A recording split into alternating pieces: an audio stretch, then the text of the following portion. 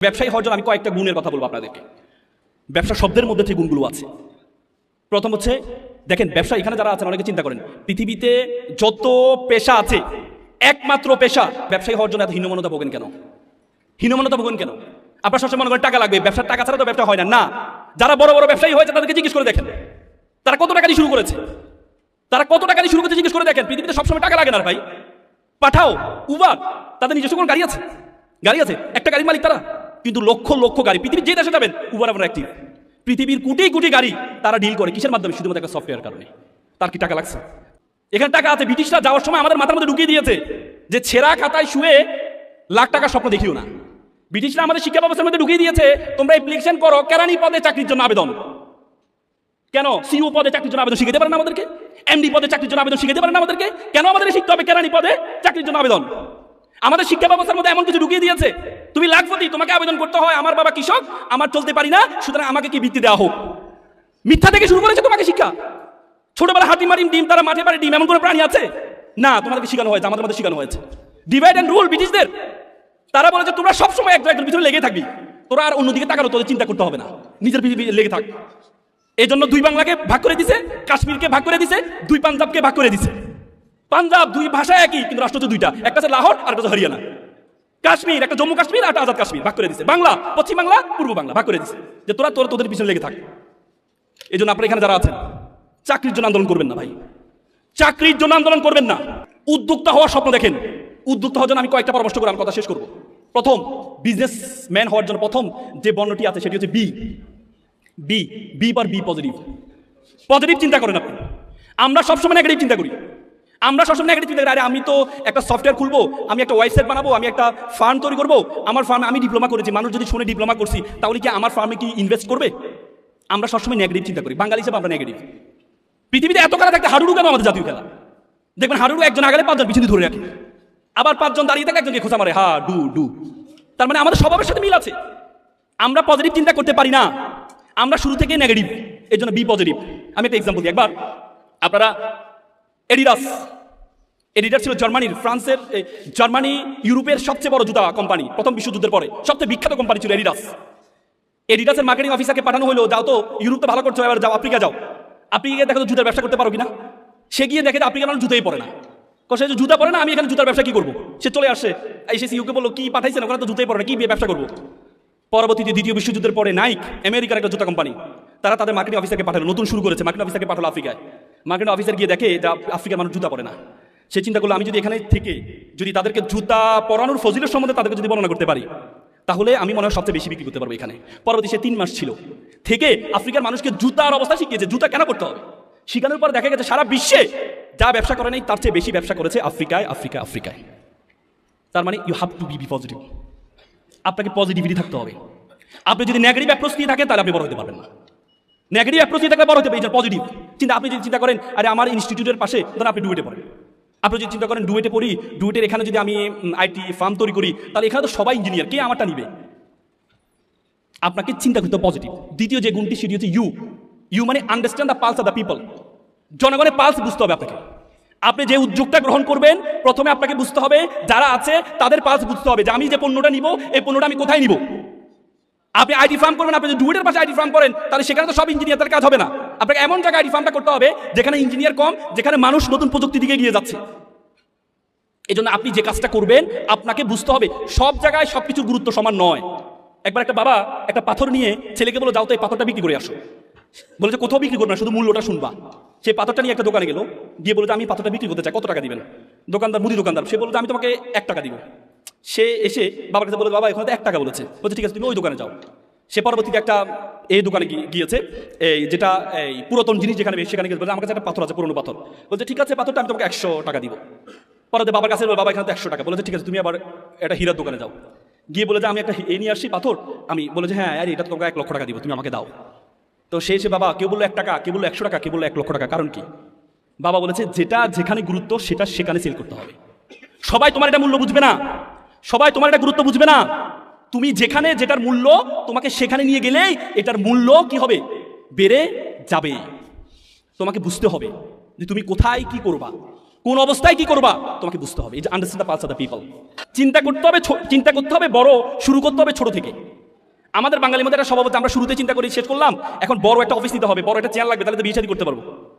এবার অমুক থেকে টাকা নেই, অমুক থেকে টাকা নিয়ে বিশাল টাকা করে অফিসের পিছনে 1-2 লাখ টাকা শেষ। টাকা নিচে 3 লাখ টাকা, 2 লাখ টাকা অফিসের পিছনে শেষ। কি পণ্য কিনবে, কি বিক্রি করবে। পরে আবার ওই যার থেকে টাকা নিয়েছে সে খোঁচায়, ভাই লাভ দাও, সে বলছে কি শুরু করলাম না, কি লাভ দিব। এবার হতাশ হয়ে যায়, এক পর্যায়ে এসে সে তার উদ্যোক্তার যে স্বপ্ন, সেই স্বপ্নটা বিলীন হয়ে যায়। এই জন্য শুরু করতে হবে ছোট থেকে। ওয়ারেন বাফেটের বইটা পড়ে দেখবেন। ওয়ারেন বাফেট বলেছেন, আমি প্রথম যখন ব্যবসা শুরু করি তখন দেখেছিলাম কোকো কোলা বিক্রি হয়, কোক। তখন আমি কোকটা প্রত্যেকটা জায়গায় কোকটা নিয়ে মুভ করা শুরু করেছিলাম। অনেক বড় কাহিনী, অনেক বড়, আমি সেটি বললাম না আপনাকে। ছোট থেকে শুরু করতে হবে আপনাকে, ছোট থেকে শুরু করতে হবে, কিন্তু চিন্তা করতে হবে বড়। স্বপ্ন দেখতে হবে 3 বছর পর, 4 বছর পর আমি ওই মৌজায় যেতে চাই। সেটি যদি আপনি চিন্তা করতে পারেন, তাহলে আপনি বড় হতে পারবেন। এই জন্য বড় স্বপ্ন দেখতে হবে, পরিশ্রমী হতে হবে। মনে রাখবেন, পরিশ্রম তার পারিশ্রমিককে কখনো খালি হাতে ফেরায় না। পৃথিবীর একটা কমন শব্দ, যারা পরিশ্রম করবে সে কখনো ব্যর্থ হবে না, হবে না, হবে না। আপনি পরিশ্রম করতে হবে। আমি একটা এক্সাম্পল দিই। একবার একটা অঞ্চলে তারা চিন্তা করলো একটা মন্দির বানাবে। তো মন্দিরের জন্য কি লাগে? মূর্তি লাগে। তো মূর্তি বানাবে, মূর্তি বানাইতে হলে তো পাথর লাগবে। তারা চিন্তা করলো পাহাড়ে একটা পাথর আছে, সুন্দর সাদা পাথর, সবাই সেখানে বসে এই পাথরটাকে অ্যাপ্রোচ করে দেখি। তারা পাথরের কাছে গেল, পাথর সাহেব আপনাকে আমরা কি নিতে চাই। বলছে কি করবা? বলছে আপনাকে নিয়ে আমরা মূর্তি বানাবো, মন্দিরে রাখবো। রাখার পর সবাই আপনাকে সালাম করবে, স্যালুট করবে, প্রণাম করবে। সে বলছে ভালো কাজ, কিন্তু কি করতে হবে? বলতে আপনাকে নিয়ে প্রথমে 6 মাস আমরা একটু কাটবো, ঘষবো, মাজবো, 10-12 জন মিলে আপনাকে কাটবে, ঘষবে। সে বলছে না না না, এই ব্যথা আমি সহ্য করতে পারবো না। এটা ছাড়া যদি কোনো রেডিমেড বিষয় থাকে, বলছে না আপনাকে এভাবে রাখলে তোকে সম্মান করবে না। বলছে না না, তাহলে এই কঠিন কাজ আমি করতে পারবো, কষ্ট করতে পারবো না। পরবর্তীতে এখানে আরেকটি কালো অবহেলিত পাথর ছিল। পাথর বলে স্যার আমাকে নিয়ে যান। তোমাকে নিবো? বলে স্যার আমাকে কাটেন, বসেন, মাজেন, কোনো সমস্যা নেই। তো তাই পরে কালো পাথরটাকে নিয়ে কেটে ঘষে মেজে মূর্তি বানিয়ে মন্দিরে রাখলো। সবাই এসে সালাম করে, প্রণাম করে, নারিকেলের পানি ঢালে। তখন মন্দির কর্তৃপক্ষ দেখলো বিশাল একটা লাইন নারিকেল নিয়ে দাঁড়িয়ে আছে, ভাঙ্গায় পানিটা ঢালবে। তখন চিন্তা করলো, এই যদি পানিটা প্রত্যেকে যদি দেয়ালে নারিকেল ভাঙে, তাহলে তো দেয়ালটা ভেঙে যাবে। তখন তারা চিন্তা করলো পাথরে ভাঙলে মনে হয় আমার দেয়ালটা বাঁচবে। তখন তারা ওই সাদা পাথরের কাছে গেল, পাথর সাহেব আপনার একটা কাজ পেয়েছি। কি কাজ? বলছে আপনাকে কাটবে না, ঘষবে না, মাজবে না, শুধু এসে মানুষ নারিকেল ভাঙবে। ও ফাইন, এটা তো ভালো কাজ, থেকে আমাকে দিয়ে যাও। পরে গিয়ে মন্দিরের মুখে তাকে রাখলো, সবাই এসে নারিকেল ভাঙে, আর পানিটা নিয়ে ওই যে কালো পাথর অবহেলিত পাথর তার গায়ে ঢালে। সবাই এসে জুতোর পিঠি খুলে গেলে তার পাথরের উপর জুতা রাখে, তার পিঠি লাগা। সে ঘিরে বেটা, আমি ছিলাম সবচেয়ে সম্মানিত, সবাই আমাকে অ্যাপ্রোচ করতো, সালাম করতো, প্রণাম করতো, আর আজকে আমাকে সবাই আসতে যাতে লাথি মারে, জুতো পিঠি লাগায়, নারিকেল ভাঙে, আর পানিটা ওই যে কালো মূর্তি, যার কোনো ব্যবসা ছিল না, যার কোনো সম্মান ছিল, তার উপর ঢালে, তাকে প্রণাম করে। তখন কালো পাথর বলে, দেখো তুমি আমাকে আজকে দেখতে পাচ্ছ, সবাই আমাকে প্রণাম করছে, সালাম করছে, কিন্তু যখন আমাকে কাটা হয়েছিল, যখন আমাকে ঘষা হয়েছিল, যখন আমাকে মাজা হয়েছিল, তখন আমি সহ্য করেছি বলেই আজকে প্রত্যেকে এসে আমাকে সালাম করছে, প্রণাম করছে। আপনি ভাববেন আপনি এমনি মানুষ আপনাকে সালাম করবে, প্রণাম করবে? মানুষ যেটি চাইবে সেটিই পাইবে। মানুষ ততটুকুই পাইবে যতটুকু সে চেষ্টা করবে। তুমি চেষ্টা করলে তোমার অবস্থা পরিবর্তন করতে পারো। একবার একটা প্লে বয়, ব্যাপক সুন্দর ছেলে, সবসময় মেয়েরা তার পিছনে ঘুরে। তো সে চিন্তা করলো, মেয়েরা যদি পিছনে ঘুরে পড়াশোনা করে না, মেয়েদের পিছনে তার সময় শেষ। তখন বিয়ের শাদীর বয়স পার হয়ে যাচ্ছে। তখন চিন্তা করলো বিয়ে শাদী করা দরকার। তখন চিন্তা করলো বিয়ে শাদী করলে তো টাকা পয়সা লাগবে, টাকা পয়সা তো আর নেই, বউ চালাবো কিভাবে? তখন একজনের পরামর্শ দিয়ে, তুমি এক কাজ করো, তুমি একটা চাকরি দেবে, মেয়ে বিয়ে করো, তাহলে তার টাকা দিয়ে তুমি চলতে পারবা। সে তার ভালো বুদ্ধি। তখন সে তার বন্ধুকে বলে, বন্ধু একটা মেয়ে দেখতে যাবো। বন্ধুরা তো ভাবছে সবসময় তার পিছনে সুন্দরী মেয়ে ঘুরে, বিয়ে করার সময় মনে হয় কোন বিশ্ব সুন্দরীকে সে বিয়ে করবে। গিয়ে দেখে যে মেয়েটা কালো। বন্ধু মেয়ে তো কালো। সে যাবে না, নদীর জল ঘোলা ভালো, জাতের মেয়ে কালো ভালো। একটু পরে দেখি মেয়েটা টেরা। বন্ধু মেয়ে তো টেরা, যাবে না, এটা লক্ষ্মী টেরা। মানে তার যতগুলো উইকনেস আছে, তার প্রত্যেকটা উইকনেস ইউনিকনেসে পরিণত হয়েছে শুধুমাত্র তার যোগ্যতার কারণে, শুধুমাত্র তার যোগ্যতার কারণে। এই জন্য আপনি আপনার যোগ্যতা অর্জন করুন, আপনি আপনার যোগ্যতা অর্জন করুন, দেখবেন প্রত্যেকে এসে আপনাকে সেলুট করবে, সম্মান করবে। আপনাকে দক্ষতা অর্জন করতে হবে। আপনাকে এমন একটা দক্ষতা অর্জন করতে হবে যে দক্ষতারা 10 জন থেকে আপনাকে পার্থক্য করে দিবে। এমন একটি দক্ষতা আপনাকে অর্জন করতে হবে। আপনার সবারই 10 জন, আপনি এমন একটা দক্ষতা আপনার আছে যে 10 জনের তো দক্ষতাটা নেই, তাহলে আপনি বড় হতে পারবেন। Soft skill, communication skill, speaking skill, বলতে পৃথিবীতে যত স্কিল আছে, speaking is the most final skill all over the skill. যত স্কিল আছে তাতে সবচেয়ে বড় স্কিল হচ্ছে কি? Speaking skill. মানুষ নতুন মানুষের সাথে পরিচয় হওয়া। যত বেশি মানুষের সাথে পরিচিত পারবেন, যত বেশি মানুষের সাথে পরিচয় হবেন, সুন্দর কথা অ্যাপ্রোচ জানবেন, আপনি তত বেশি ভালো করতে পারবেন। কম্পিউটার স্কিল, আপনার ইঞ্জিনিয়ার, এটা তো আপনাদের জানাই আছে। আইটি স্কিল, এআই স্কিল, যতই দক্ষতা আছে সব স্কিলগুলো আপনারা মেকশিওর করবেন। সর্বশেষ যে এসটি আছে সেটা হচ্ছে SWOT analysis. S for strength, W for weakness, O for opportunity, T for threat. এই 4টি অ্যানালাইসিস করবেন যে কোনো কাজ শুরু করার আগে, যে কোনো কাজ শুরু করার আগে। আমি সর্বশেষ হার্ভার্ড ইউনিভার্সিটিতে গবেষণা হয়েছে, প্রায় 1500 জন নিয়ে তারা একটা গবেষণা করেছে। 1500 জনের মধ্যে 1300 জন তারা জিজ্ঞেস করেছে তুমি কি চাকরি করো টাকার জন্য নাকি ভালো লাগে এই জন্য করো। তার মধ্যে 1300 জন বলেছে আমি টাকার জন্য চাকরি করি, আর 200 জন বলেছে আমার ভালো লাগে এই জন্য কাজ করি। পরে দেখা গেছে 20 বছর পর সফলতার হার দেখেছে, তারা দেখেছে সবচেয়ে বেশি সফল হয়েছে যারা বলেছে আমি প্যাশনেট হয়ে কাজ করি, আমার ভালো লাগে এই জন্য কাজ করি, তাদের সফলতা পায় তাদের চেয়ে পায় 20 গুণ বেশি। এই জন্য আপনি যে কাজটা করবেন প্যাশনেট হয়ে করবেন, ভালো লাগে।